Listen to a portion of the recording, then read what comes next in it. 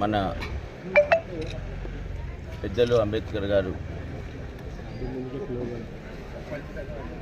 ఏదైతే భారత రాజ్యాంగం నిర్మాత ఉన్నారో వారు రాజ్యాంగబద్ధంగా ప్రజాస్వామ్యంలో ఓటు హక్కు అనేది అతి ప్రాముఖ్యమైన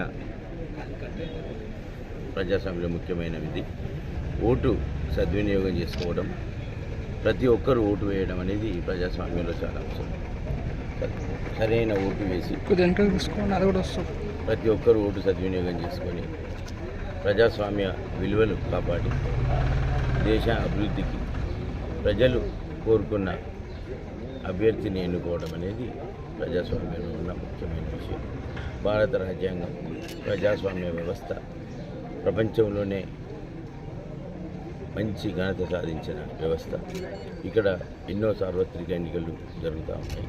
ప్రతి ఎన్నికలలో కూడా ప్రజలు స్వేచ్ఛగా వారి ఓటు వినియోగించుకోవడం, వారికి కావలసిన ప్రజాప్రతినిధులను ఎన్నుకోవడం, ప్రజాస్వామ్య విలువలు కాపాడడం, ప్రజాస్వామికంగా బద్ధంగా ఎన్నికైన ప్రభుత్వం ప్రజల కొరకు పనిచేయడం అనేది మన విశిష్టత. ఇవాళ అరేంజ్మెంట్స్ కూడా అన్ని పోల్ అరేంజ్మెంట్స్ సక్రమంగా జరిగినాయి. ప్రతి ఒక్కరిని ఓటు వేయాలని, సద్వినియోగం చేసుకోవాలని, ప్రతి ఒక్కరు కూడా ఓటు ప్రజాస్వామ్యం ఇచ్చిన మంచి అవకాశం, ఓటును సద్వినియోగం చేసుకోవాలని కోరుతున్నాను.